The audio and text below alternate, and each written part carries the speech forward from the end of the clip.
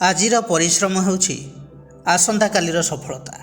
ଲୋକେ ତୁମକୁ ଅବହେଳା କଲେ ମଧ୍ୟ ତୁମେ ସ୍ୱପ୍ନକୁ କେବେ ଛାଡ଼ି ଦିଅନି, କାରଣ ସେହି ଗୋଟିଏ ସ୍ୱପ୍ନ ହିଁ ତୁମକୁ ଅଲଗା ପରିଚୟ ଦେବ। ନମସ୍କାର ବନ୍ଧୁଗଣ, ମୁଁ ସାଗର, କଳାକାର ସାଗର ସଂଘ ମାଷ୍ଟ୍ରୋଲୋଜି ଜ୍ୟୋତିଷ ଜ୍ଞାନ ଆଣ୍ଡ କର୍ମ ଚ୍ୟାନେଲକୁ ଆପଣମାନଙ୍କୁ ସ୍ୱାଗତ ଜଣାଉଛି। ଆଜି ଆମେ ଆଲୋଚନା କରିବା କୁମ୍ଭ ରାଶିର ଜାତକ ଜାତିକାମାନଙ୍କ ପାଇଁ ଏହି 2026 ମସିହା ମେ ମାସ କିପରି କଟିବ, ଗ୍ରହମାନଙ୍କର ସ୍ଥିତି କ'ଣ ରହିଛି, ନବଗ୍ରହମାନେ କି ଫଳ ଦେବେ, ସବୁକିଛି ଶିକ୍ଷା, ସ୍ୱାସ୍ଥ୍ୟ, love relation, finance, married life, job or profession ଏବଂ ବିଜନେସ୍ ବିଷୟରେ ଡିଟେଲ୍ସରେ ଆଲୋଚନା କରିବା। ଆସନ୍ତୁ ପ୍ରଥମେ ଦେଖିବା ଏହି ମାସରେ ଗ୍ରହ ଗୋଚର ସ୍ଥିତି କ'ଣ ରହିଛି। ଆପଣଙ୍କର ରାଶିରେ ରାହୁ ଅଛନ୍ତି ପ୍ରଥମ ଭାବରେ, ଦ୍ୱିତୀୟରେ ଅଛନ୍ତି ଶନି ମଙ୍ଗଳ, ତୃତୀୟରେ ରବି ବୁଧ, ଚତୁର୍ଥରେ ଶୁକ୍ର, ପଞ୍ଚମରେ ବୃହସ୍ପତି ଏବଂ ସପ୍ତମ ସ୍ଥାନରେ କେତୁ ଅବସ୍ଥାନ କରିଛନ୍ତି। ମେ 15 ତାରିଖ ପରେ ରବି ବୁଧ ଚତୁର୍ଥରେ ରହିବେ ବୃଷ ରାଶିରେ। ମେ 11 ତାରିଖରେ ମଙ୍ଗଳ ନିଜର ସ୍ୱରାଶି ମେଷରେ ଅବସ୍ଥାନ କରିବେ ଏବଂ ମେ 14ରେ ଶୁକ୍ର ଅବସ୍ଥାନ କରିବେ ପଞ୍ଚମରେ ମିଥୁନ ରାଶିରେ। ବନ୍ଧୁଗଣ, ଏହି ବିଚାର ଜନ୍ମ ରାଶି ଚନ୍ଦ୍ର ରାଶିକୁ ଆଧାର କରି କରାଯାଇଛି। ଯେଉଁମାନଙ୍କର କୁମ୍ଭ ରାଶି ଏବଂ କୁମ୍ଭ ଲଗ୍ନ, ସେମାନଙ୍କ ପାଇଁ ଏହି ଭିଡ଼ିଓ ଅଧିକ ଫଳପ୍ରଦ ହେବ ବୋଲି ଆମର ଆଶା ଓ ବିଶ୍ୱାସ। ପ୍ରଥମେ ଆଲୋଚନା କରିବା ସ୍ୱାସ୍ଥ୍ୟ ବିଷୟରେ। ଏହି ମେ ମାସରେ ଆପଣଙ୍କର ସ୍ୱାସ୍ଥ୍ୟ ଅବସ୍ଥା କିପରି ରହିବ। ଫାର୍ଷ୍ଟ ହାଉସ୍ ଆମର ଶରୀର, ଆମ ଇମ୍ୟୁନିଟିର ଭାବ। ଅଧିପତି ହେଲେ ଶନି। ଶନି ଅଛନ୍ତି ଦ୍ୱିତୀୟ ଭାବରେ ମଙ୍ଗଳଯୁକ୍ତ ହୋଇକି। ମେ 11 ପର୍ଯ୍ୟନ୍ତ ଶନି ମଙ୍ଗଳ ସଂଯୋଗ ହୋଇ ରହିବେ। ଏହି ସମୟରେ ଟିକେ ସାବଧାନ ରହିବା ଦରକାର। ଶରୀରରେ ହିଟ୍ ବଢ଼ିବ, ଏସିଡ଼ିଟି ବଢ଼ିପାରେ, ଛୋଟ ମୋଟ ଇଞ୍ଜୁରି ରହିପାରେ, ବ୍ଲଡ଼ ପ୍ରେସର ଅପ୍ ଡାଉନ୍ ରହିବ, ମୁଣ୍ଡ ବିନ୍ଧା, ଆଖି ଯନ୍ତ୍ରଣା, ଗ୍ୟାସ୍, ଏସିଡ଼ିଟି ଏସବୁ ରହିବ। ମଙ୍ଗଳ ସହିତ ଶନିଙ୍କର ଯୁକ୍ତି ଶରୀରକୁ ଷ୍ଟ୍ରେସ୍ ଦେଇଥାଏ। ମେ 11 ପରେ ଶନି ଏକାକୀ ରହିବେ ଦ୍ୱିତୀୟ ଭାବରେ, ଫଳରେ ସ୍ଥିତି ଧୀରେ ଧୀରେ ଇମ୍ପ୍ରୁଭ୍ ଆଡ଼କୁ ଯାଇପାରେ। ଏନର୍ଜି ଠିକ୍ ରହିବ।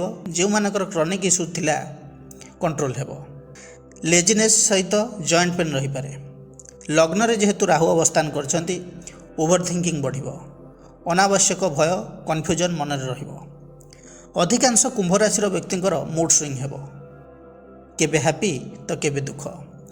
ନିଦ ଠିକ୍ ସେ ନ ହୋଇପାରେ, ଇଲ୍ୟୁଜନ୍ ସୃଷ୍ଟି ହେବ।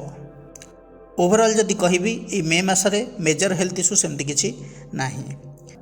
ନର୍ମାଲ ଯାହା ଏହି ମାସରେ ରହିବ, ଏଙ୍ଗଜାଇଟି, ଷ୍ଟ୍ରେସ୍, ବିପି ଫ୍ଲକ୍ଚୁଏସନ୍, ଆଗରୁ ବି କହୁଥିଲି, digestion issue, anger, irritation, sleep disorder ଏସବୁ ରହିବ।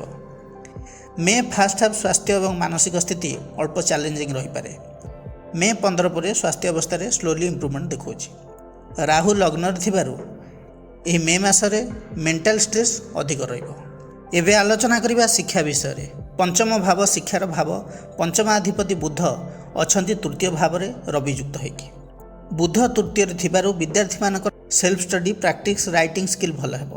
Communication, presentation, spoken skill improve ହେବ। କିନ୍ତୁ ବେଳେବେଳେ ଷ୍ଟୁଡେଣ୍ଟସ୍ ମାନେ ଓଭର କନଫିଡେନ୍ସ ରହିବେ, କାରଣ ରବି ସହିତ ବୁଧ ଏକାଠି ରହୁଛନ୍ତି। ଯେଉଁ ବିଦ୍ୟାର୍ଥୀମାନେ କମ୍ପିଟେଟିଭ୍ ଏକ୍ଜାମ୍ ପ୍ରିପାରେସନ୍ କରୁଛନ୍ତି, ସର୍ଟ କୋର୍ସ କିଛି କରୁଛନ୍ତି, ସ୍କିଲ୍ ବେସ୍ଡ ଲର୍ଣ୍ଣିଂ କରୁଛନ୍ତି, ଅନଲାଇନ୍ ଷ୍ଟଡି କରୁଛନ୍ତି, ସେମାନଙ୍କ ପାଇଁ ସମୟ ଭଲ ରହିଛି। ମେ 15 ଭିତରେ ସମସ୍ୟା ସେମିତି କିଛି ନାହିଁ ପାଠପଢ଼ାରେ। ମଝିରେ ବେଳେବେଳେ ଫୋକସ୍ ଭାଙ୍ଗିପାରେ, ମୋବାଇଲ୍ ଡିଷ୍ଟ୍ରାକ୍ସନ୍ ବଢ଼ିପାରେ। ମେ 15 ପରେ ରବି ବୁଧ ରହିବେ ଚତୁର୍ଥ ଭାବରେ ବୃଷ ରାଶିରେ। ଏହା ଏଜୁକେସନ୍ ପାଇଁ ଭେରି ଇମ୍ପୋର୍ଟାଣ୍ଟ ଚେଞ୍ଜେସ୍। କନସେନ୍ଟ୍ରେସନ୍ ଭଲ ହେବ। ରିଡ଼ିଂ ଏବଂ ଅଣ୍ଡରଷ୍ଟାଣ୍ଡିଂ ପାୱାର ବଢ଼ିବ ବିଦ୍ୟାର୍ଥୀମାନଙ୍କର। ଏକ୍ଜାମ୍ ଯଦି ଅଛି, ପ୍ରିପାରେସନ୍ ଷ୍ଟ୍ରଙ୍ଗ ହେବ। ଫ୍ୟାମିଲି ସପୋର୍ଟ ବି ମିଳିବ। ସ୍କୁଲ ତଥା କଲେଜ ଲେଭେଲ୍ ଷ୍ଟୁଡେଣ୍ଟସ୍ ମାନେ ସଫଳ ହେବେ। ସେହିପରି ନବମ ଭାବ ହେଉଛି ଉଚ୍ଚଶିକ୍ଷାର ଭାବ। ନବମାଧିପତି ଶୁକ୍ର ମେ 14 ଯାଏ ବୃଷରେ ସ୍ୱଗୃହୀ ରହିବେ। ହାୟର ଏଜୁକେସନ୍ ପାଇଁ best time. Admission, new coaching join, application, interview ପାଇଁ ଲକ୍ ସପୋର୍ଟ କରିବ। ଫରେନ୍ ଷ୍ଟଡି, ସ୍କଲାରସିପ୍ ଚାନ୍ସ ବଢ଼ିପାରେ। ଟିଚର୍ସମାନଙ୍କର ସପୋର୍ଟ ବି ମିଳିବ। ବିଦ୍ୟାର୍ଥୀମାନେ ଇଣ୍ଟରେଷ୍ଟ ସହିତ ଷ୍ଟଡି କରିପାରିବେ।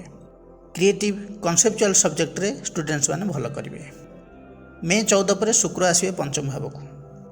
ପଞ୍ଚମ ଭାବ ହେଉଛି ଇଣ୍ଟେଲିଜେନ୍ସର ଭାବ। ସେଠାରେ ରହିବେ ନବମପତି, ହାୟର ଏଜୁକେସନ୍ର ଅଧିପତି। ପଞ୍ଚମ ଭାବ ସହିତ ନବମପତିର କନେକ୍ସନ୍ ହେବ। ଏହାର ପ୍ରଭାବରେ ଷ୍ଟୁଡେଣ୍ଟସ୍ ମାନଙ୍କର ଅଣ୍ଡରଷ୍ଟାଣ୍ଡିଂ ପାୱାର ବଢ଼ିବ। ଏକ୍ଜାମ୍ ପରଫର୍ମାନ୍ସ ଇମ୍ପ୍ରୁଭ୍ ହେବ। ରିସର୍ଚ୍ଚ, ଡିପ୍ ଷ୍ଟଡି ପାଇଁ ବେଷ୍ଟ ଟାଇମ୍ ରହିବ। ବୃହସ୍ପତି ପଞ୍ଚମରେ ନବମପତି ଯୁକ୍ତ ହୋଇକି ରହୁଛନ୍ତି। ନବମପତି ହେଲେ କିଏ ନା ଶୁକ୍ର। ଏବଂ ବୃହସ୍ପତିଙ୍କର ପଞ୍ଚମ ଦୃଷ୍ଟି ରହୁଛି ନବମ ଭାବକୁ, ତୁଳା ରାଶିକୁ। गाइडेंस एवं मेंटरशिप मिलिबो। हायर नॉलेज गेन करेंगे। फिलोसफी एवं स्पिरिचुअलिटी इंटरेस्ट बढ़िबो। एबे जानिबा क्यों विभाग छात्र छात्री माने अधिक सफलता पाइबे। साइकोलॉजी फिलोसफी रखी पढ़ुवा छात्र छात्री माने सफलता पाइबे। Finance marketing BBA MBA hotel management करुथिया पिला मानक पई समय मध्य भल रही। शुक्र जेहेतु स्ट्रंग पोजिशन रे रहउचंती क्रिएटिव फील्ड रे मध्य स्टूडेंट्स माने भल करिवे। फैशन डिजाइन रे भल करिवे। Research higher study law students मानक पई मध्य समय भल रहउची। ओवरऑल जदि कहबी मास सारा हायर एजुकेशन पई स्ट्रंग जोग रही। मे 14 पूर्व मध्य अपॉर्चुनिटी आसीबो। मे 14 पर परफॉर्मेंस एवं रिजल्ट इंप्रूव हेबो। जदि आपण सीरियस भाव में पाठ पढ़े यही मास आपण स्ट्रंग फाउंडेशन हो पार। एबे आलोचना करबा फाइनान्स विषय रे। द्वितीय भाव धनर भाव द्वितीयाधिपति बृहस्पति अच्छा पंचम रे। धन आसबार सुजोग रही। एकादश भाव को बृहस्पति दृष्टि इनकम बढ़ाइबार स्ट्रंग इंडिकेशन रही। तेणु ये मे मासरे धन आसवा बंद हेबो नाही। धीरे धीरे इनकम इंप्रूव हेबो। पुराणा बकेया अर्थराशि किछि मिल पारे। एकादश भाव जेहेतु आयर भाव बृहस्पति दृष्टि जेहेतु एकादश भाव को रोचे इनकम रे ग्रोथ रोचे मल्टीपल सोर्स रु इनकम आसपारे। Freelancing side income online income रो जोग मजबूत रही। जो माने social media YouTube Instagram digital platform रे काम करुछंती से माने आर्थिक दृष्टि सफलता पाइबे। कम्युनिकेशन बेस्ड बिजनेस रु इनकम हेबो। ट्यूशन तथा learning based business like coaching centre tutorial online education द्वारा इनकम हेबो। एही मासरे खर्चर स्थिति जदि देखिबा mainly education love relationship entertainment luxury यही सब थिरे खर्च हो पारे। जेहेतु पंचम रे बृहस्पति अछंती एही मासरे किछि अननेसेसरी खर्च मध्य हेई पारे।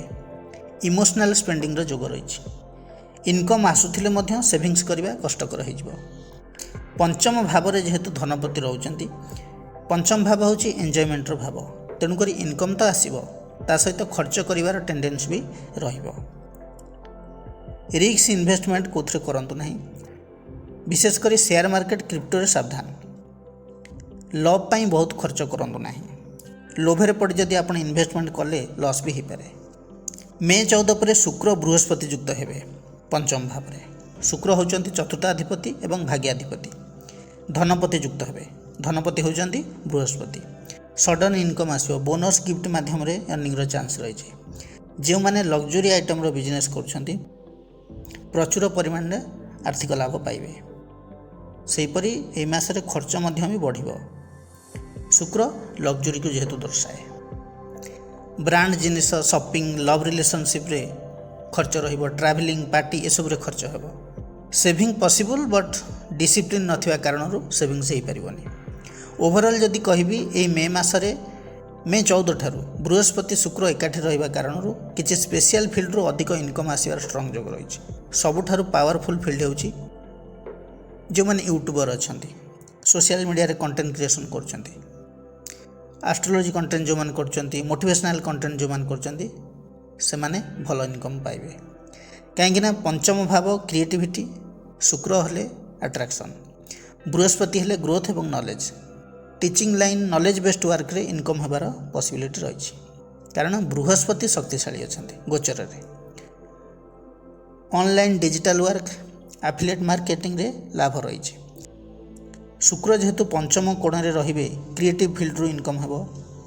Designing editing music acting art and entertainment advertisement marketing ए सब रु मध्य भलो इनकम आसीबो।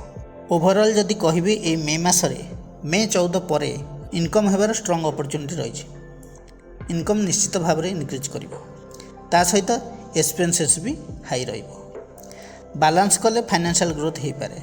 जदि बैलेंस न करिवे खर्च रे कंट्रोल न रखिवे तबे सेविंग्स हो पारिबोनी। एबे आलोचना करिबा लव रिलेशन विषय रे। पंचम भाव लव रोमांस अट्रैक्शन भाव। पंचमाधिपति बुध रवियुक्त होइके अछंती तृतीय भाव रे। मे 14 पर्यंत स्थिति जदि देखिबा लवर्स मानक मध्य कम्युनिकेशन बढ़िबो। चैट कॉल मेसेज बहुत चलिबो किंतु ईगो क्लास हेबार चांस अधिक रोची कारण रवि सेठारे उच्चस्थ रोचंती। शुक्र चतुर्थ भावर अधिपति होइतिबारु इमोशनल कनेक्शन तो रहिबो बट आपण अधिक सेंसिटिव हेबे। पार्टनर ठारू इमोशनल सपोर्ट आशा बढ़िबो आपणकर लव रहिबो बट अप डाउन चलिबो लॉन्ग डिस्टेंस लव किंबा हिडन लव रे अधिक टेंशन आसीपारे मे 14 पर लव लाइफ रे गोल्डन टाइम आसुची शुक्र बृहस्पति पंचम भाव में एकाठी रहिबे ए होची लव पई सबुठारु बेस्ट जोग मध्य गोटे ट्रू लव आसीपारे रिलेशनशिप स्ट्रॉन्ग हेबो मिसअंडरस्टैंडिंग क्लियर हेबो रोमांटिक टाइम बढ़िबो जो माने सिंगल अछंती न्यू लव स्टार्ट हेबार 80% चांस रही friend circle love affair start हो पारे जो मैंने ऑलरेडी 4-5 वर्ष हेब रिलेशनशिप अच्छी से रिलेशन नेक्स्ट लेवल को जीव एंगेजमेंट एवं मैरिज पे सीरियस टॉक हेब फैमिली रे सिंपल वर्ड रे कहबा गले मे 14 तारिख पर आपणकर लव लाइफ चमकिबो। एबे आलोचना करिबा विवाह और दाम्पत्य जीवन विषय रे सप्तम भाव विवाह तथा दाम्पत्य जीवनर भाव सप्तमाधिपति रवि अछंती तृतीय रे उच्चस्थ होइकी बुध युक्त होइकी बुध मध्य पंचम भावर अधिपति एवं रवि सप्तम भावर अधिपति एकाठी रहउछंती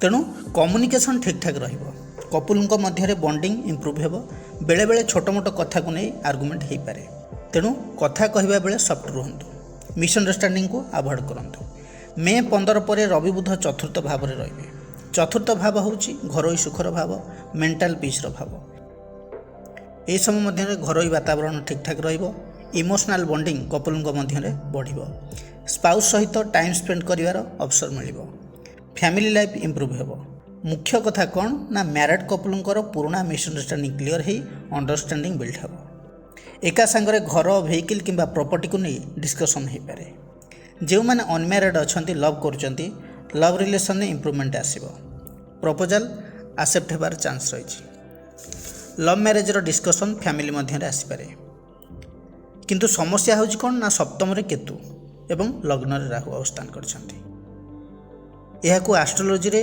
एक्सिस ऑफ कन्फ्यूजन एवं डिटैचमेंट बोली कहा जाए राहु जेहेतु लग्न रे अछंती आपण सेल्फ फोकस्ड हेबे इंडिपेंडेंट हेबे केतु सप्तम रे जेहेतु रहउचंती पार्टनर पाखरु इमोशनल डिस्कनेक्ट आसीपारे एही ग्रहर प्रभाव फल रे रिलेशनशिप रे डिस्टेंस फीलिंग्स आसीबो आपण पार्टनर को प्रॉपर्ली अंडरस्टैंडिंग दे पारिबे नाही सडन मिसअंडरस्टैंडिंग क्रिएट हो पारे मैरिड लाइफ रो पॉजिटिव स्थिति होची कोन ना रवि बुध जेहेतु रहउचंती चतुर्थ मे 15 पर कम्युनिकेशन इंप्रूव करिवो मे 15 पर फैमिली बॉन्डिंग रहउची नेगेटिव सिचुएशन एठी क्रिएट करछि किए ना राहु एवं केतु अनावश्यक डाउट आसपारे पार्टनर को ऊपर पार्टनर बिहेवियर अनप्रेडिक्टेबल लगी पारे आपनको इमोशनल अटैचमेंट कम लगी पारे सबुठारु बड़ प्रॉब्लम होची कोन ना स्वामी स्त्री मन भितर परस्पर ठारु दूरता एवं संदेह रहिबो संदेह एया रहिबो जे बाहर पार्टनर आउ कोठी रिलेशन नाही तो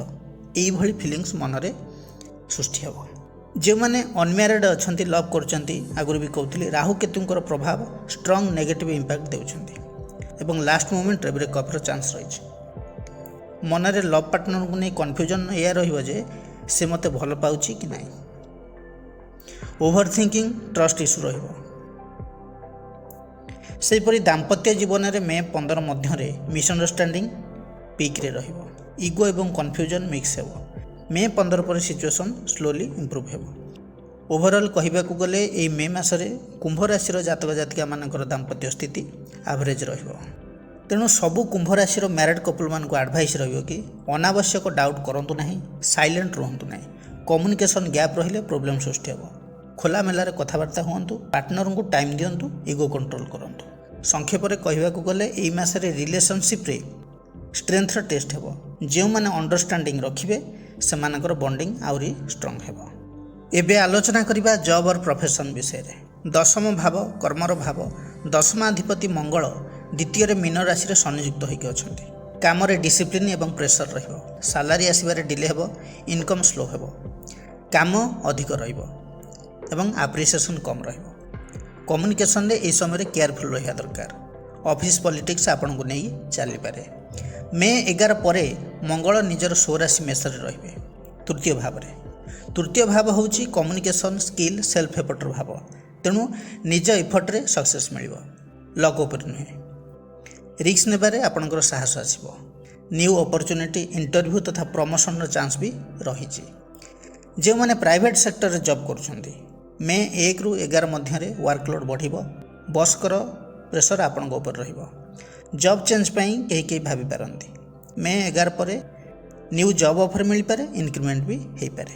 ଯେଉଁମାନେ ଜବ୍ ପାଇଁ ଇଣ୍ଟରଭ୍ୟୁ ଦେଇଥିଲେ ଇଣ୍ଟରଭ୍ୟୁରେ ସକ୍ସେସ୍ ହୋଇଯିବେ।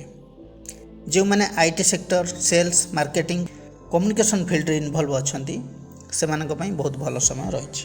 ସେହିପରି ଗଭର୍ଣ୍ଣମେଣ୍ଟ ଜବ୍ ସେକ୍ଟରରେ ମାସ ଆରମ୍ଭରୁ ପ୍ରିପାରେସନ୍ ସ୍ଲୋ ରହିବ, ଫୋକସ୍ କମ୍ ରହିବ। ସେକେଣ୍ଡ ହାଫ୍ରେ କମ୍ପିଟେଟିଭ୍ ଏକ୍ଜାମରେ ଇମ୍ପ୍ରୁଭମେଣ୍ଟ ଦେଖାଉଛି।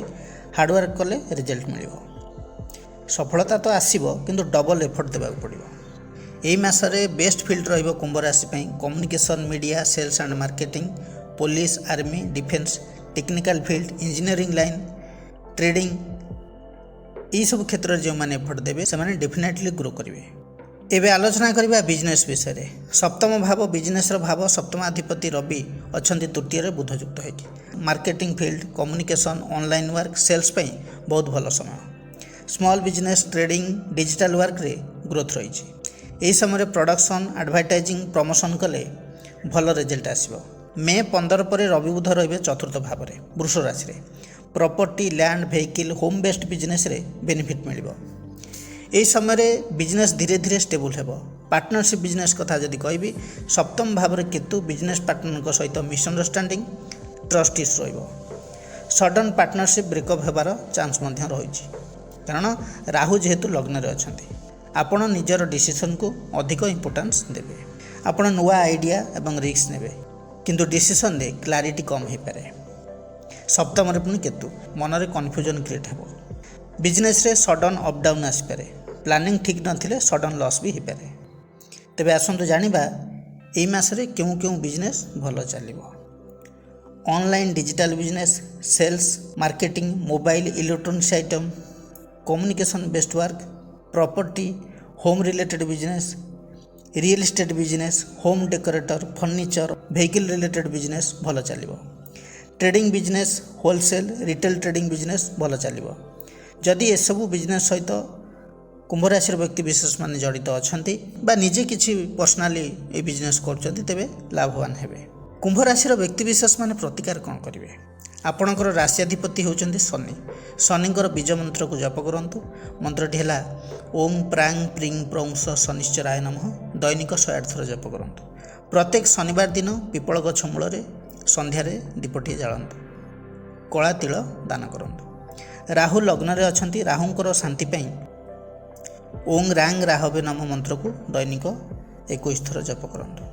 कौनसी देवी मंदिर रे समय हेले दुर्गा चालीसा पाठ थरे करंतु। आपन पई शुभ रहइबो। एवं प्रत्येक दिन सकाळ सूर्य को जल अर्पण करंतु। बंधुगण यह थिला कुंभ राशि पई 2026 मसिया मे मासर मासिक राशिफल विषय में विस्तृत आलोचना। जदि भिडियोटी भल लगी थाए तेबे लाइक, कमेंट, शेयर करने जमारे भी भूलिए नहीं। पुणी आसबि नुआ एक अध्याय को नहीं। से पर्यंत रहुछि नमस्कार।